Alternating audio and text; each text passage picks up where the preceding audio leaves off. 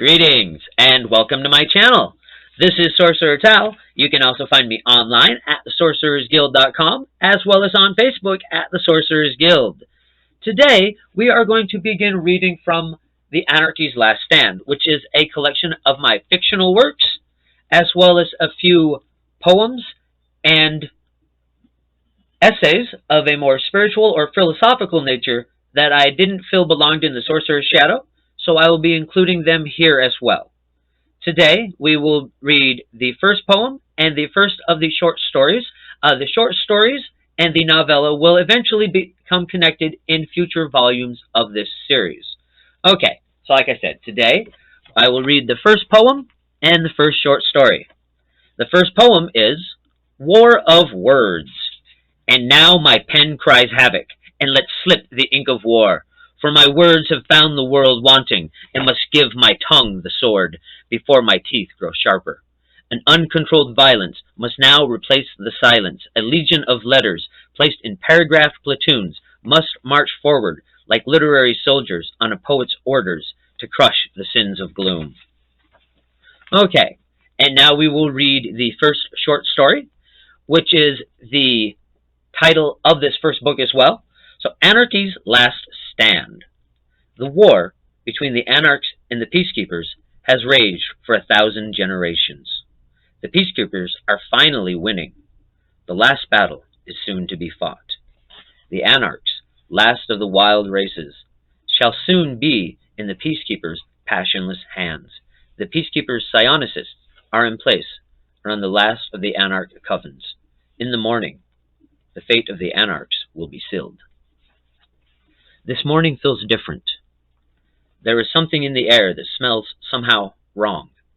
My nostrils itch with distrust. The scents are... Okay, sorry. We're going to go ahead and start that over again. This morning feels different. There is something in the air that smells somehow wrong. My nostrils itch with distrust of the scents around me, but my thoughts mislead me. All is safe. The words almost seem placed in my head. I know from the interconnected web of dreams all Anarchs share that we are the last. The final fate of the Anarchs rests in the survival of our small band. All is well. Again, the thought seems placed in my head, but I can't shake the complacency that it brings.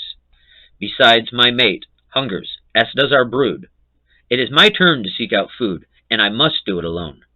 My brothers and sisters are weak, many on the verge of starvation. The deep desert, which we have been forced to retreat to, is desolate and bare. The hot sun leeches at my brother's strength and stills the bite from my sister's fangs. Out here in the desert, it seems as if Mulele has forsaken us. The she-wolf bitch goddess, which is our protector, still shines brightly in the midnight sky, but her glow seems empty and hollow. Perhaps the Krixt has slain even her, our mistress. If so, then truly, we are all alone. The elder god, whose name must not be spoken, has come to the aid of the Peacekeepers. With his power behind them, the Peacekeepers have become unstoppable. There is no need to scout the area for enemies. We are alone here. Again, foreign words enter my mind. I struggle with these thoughts, but they will not be quelled.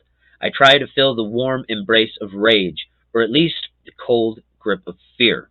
Only hunger struggles through. I must find food now, and enough for the entire clan, small band that we are. I'm gone all day in my search, but only the scent of dry dust greets my nostrils. The sun sets, and Our Lady of Rage rises as I return home. When the moon fully rises, her glow seems to fade, and a soft sigh, like air escaping from an unresisting corpse, tears through my soul. I know this sound somehow. It is the pathetic death mew of our protector. Our mistress, Mulele, is dead.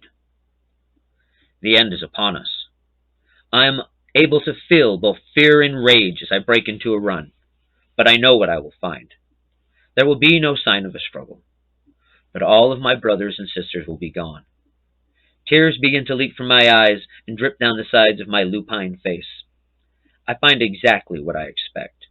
everyone gone, leaving behind only a set of tracks leading out in a single file line, all steps exactly 2.5 feet apart.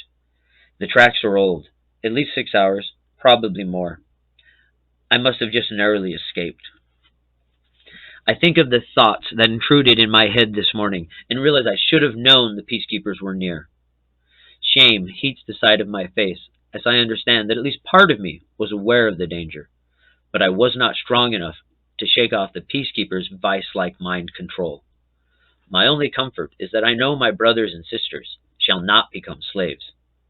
They will all be dead before tomorrow night. The Anarchs' minds are too wild to be controlled without constant supervision by the peacekeeper overminds. It being uneconomical to enslave the Anarchs, they are executed in the most peaceful way possible. Not allowed to scream or feel fear, unable to struggle, my brethren will be led to the center of town, their deaths witnessed by an uncaring, complacent populace. They will place themselves upon a cross with tilted arms, built within a circle, lying upon an altar. Slowly they will be pulled apart as the circle rotates out, spreading wider with every turn of the peace symbol's axis. And still there will be no pain, no sensation at all, as the joints of their limbs stretch and tear. They will be torn into 4 separate pieces. No hell will greet my brethren. Even their souls shall be forsaken. This is how the peacekeepers have destroyed us. The dead are gone. They cannot defend us from the influence of the peacekeepers' minds. The door between hell and the waking life has been barred. I slip into the city unannounced, trying with all my might to keep calm. One small trace of emotion, a single glimpse of fear or anger, may be enough to give me away. The peacekeepers are constantly watching, searching the minds of their host cities for the slightest glimmer of an emotion. Emotions lead to thoughts. Thoughts lead to questions. Questions lead to answers. And answers may lead to violence. So the peacekeepers keep constant watch for signs of even the slightest breakthrough in their mental shroud, which keeps the populace in constant sedation, going about their daily lives more methodically than bees in a hive. My face is covered in a hood to hide my yellow eyes and protruding snout. I am dressed in the garb of a peacekeeper's apprentice, a brown cloak with heavy hood which shrouds the face in shadow.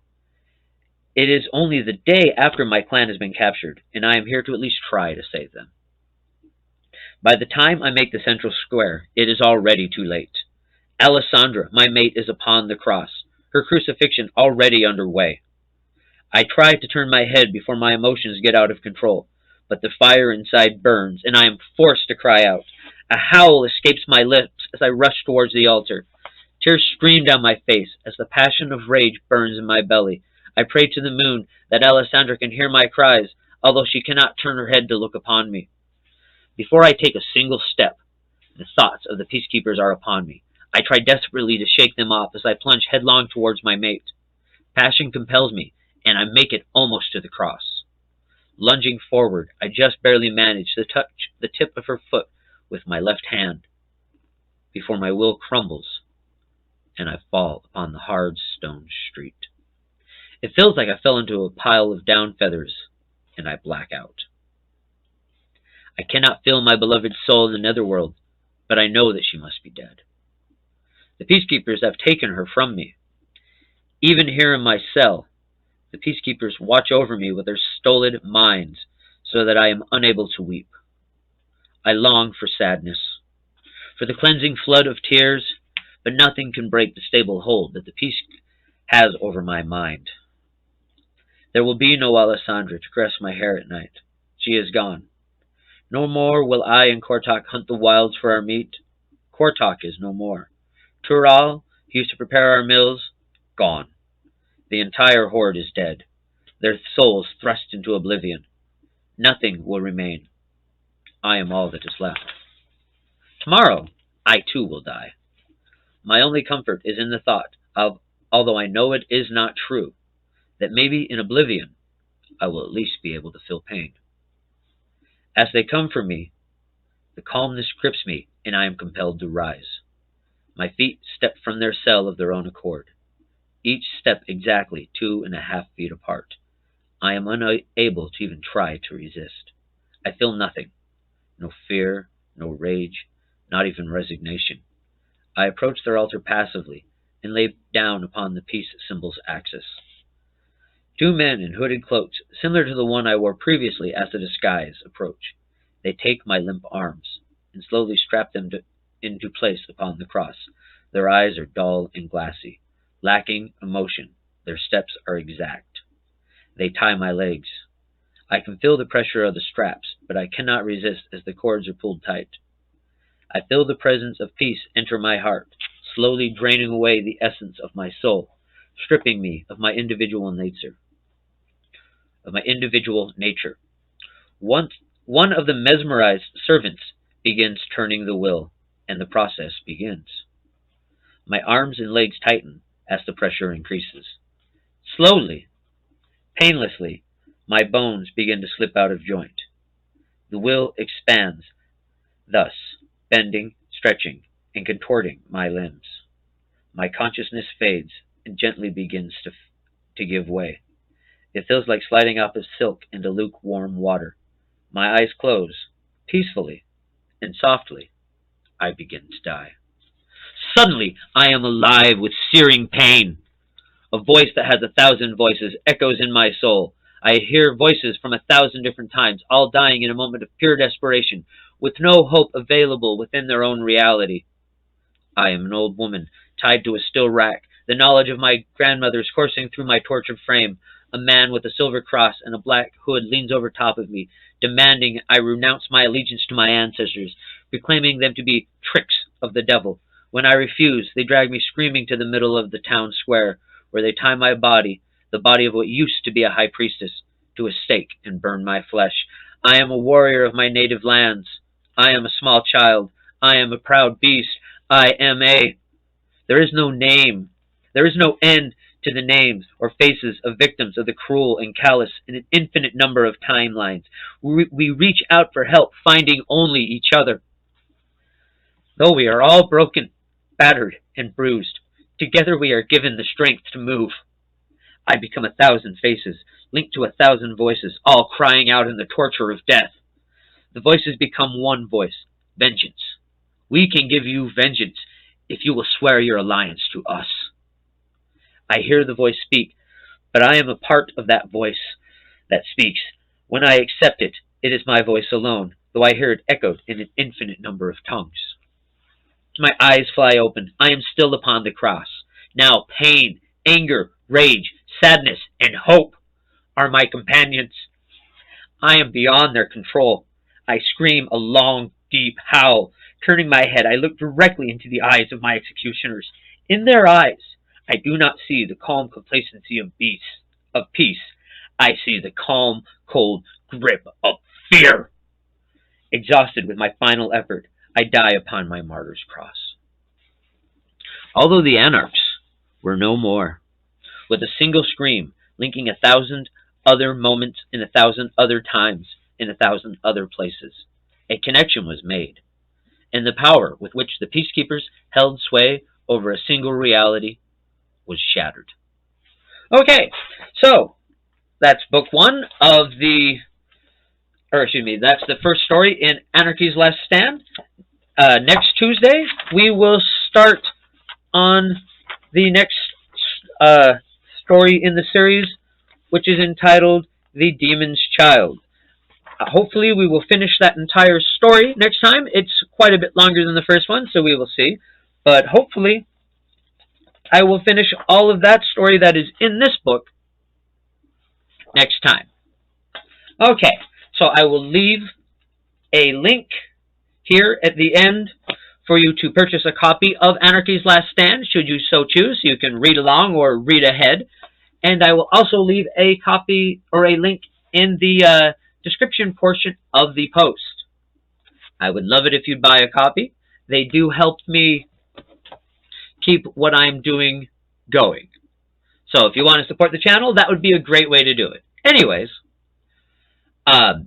this Friday or Saturday, I will be releasing one of my normal episodes if I don't release anything sooner. In the meantime, bright blessings and an interesting fate.